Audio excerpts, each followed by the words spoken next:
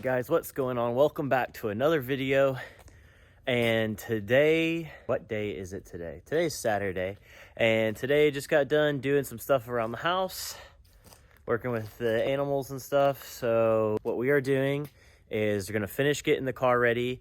I actually ran out of storage space for recording video, so that's why there's such a big jump right now. Also, I had a hard time trying to upload my last video. I tried for like 24 hours to upload the video and it wouldn't work. So then I had to go back and just figure out a whole new way of uploading it. So if you can see behind me, got the engine in the car, got the wiring harness on. And what we're going to do is we're going to go ahead and finish everything and get it ready for Mike Vargas of Angel Motorsports to throw a tune on it.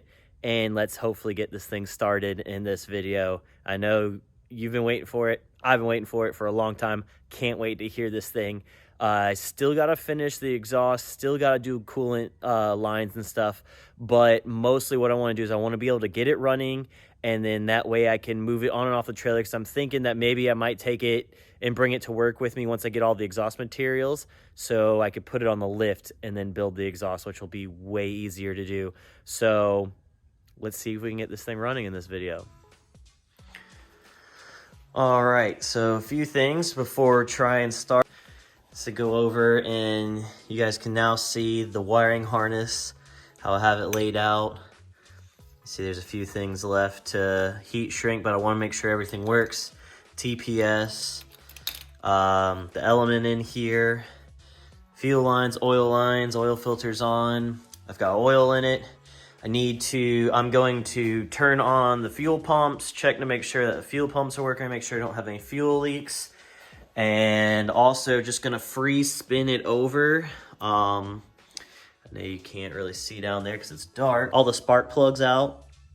I'm gonna turn it over a good bit to build up some oil pressure, check to make sure none of the oil lines or anything leaks before Vargas hooks up to it.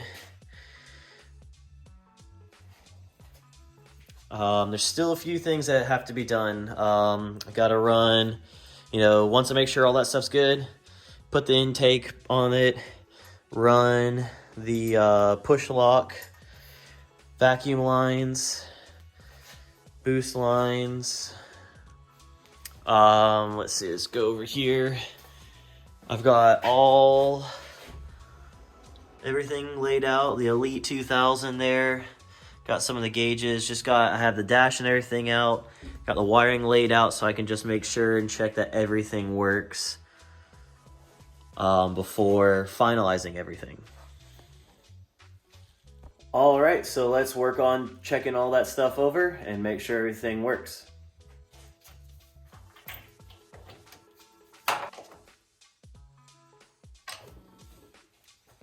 All right, something else that I have already done is that I have already cleaned out the fuel cell just from running Ignite and ethanol from the previous years, the sediments and stuff that I've kind of left over there. Even though I drained it the last time, I didn't really do like a full wipe down clean out. So I've already, ran some gas and stuff through it to clean it out.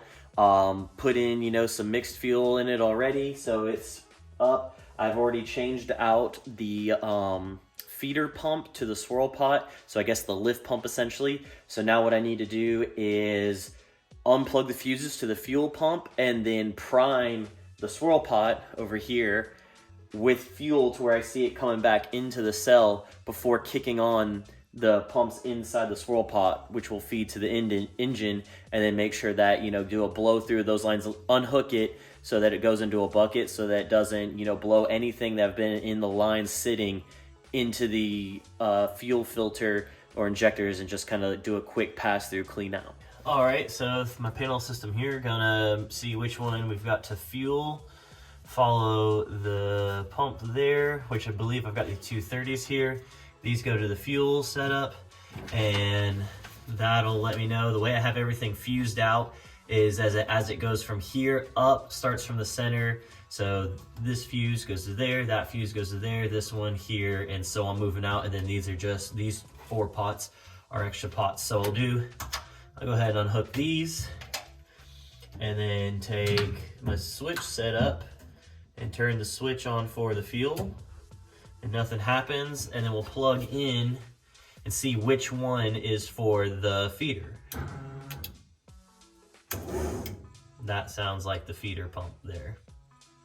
Maybe. Let's see. Yep, that's definitely it.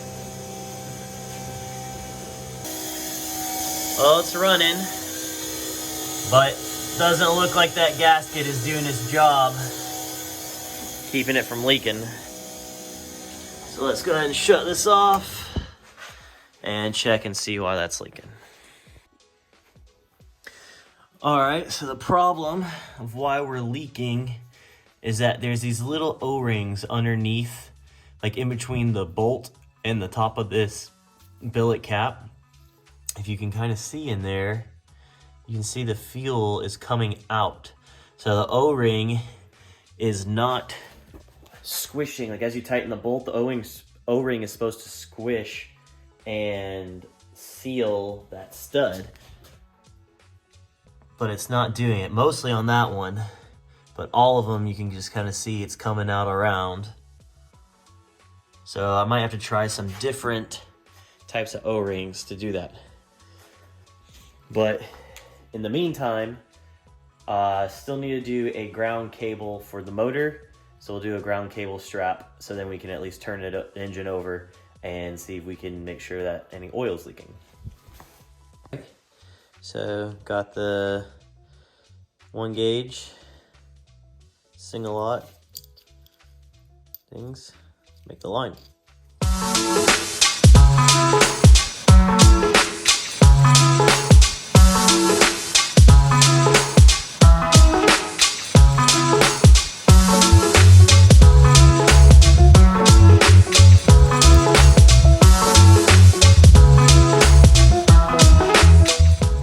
Alright guys, so here we are on day 2 trying to start up the RX-7, and it is Sunday. Weather is about good enough for starting up a car, I guess. Not a whole lot of sun or anything, so best be in the garage. So we got a few more things left to button up to try and get this thing ready to start.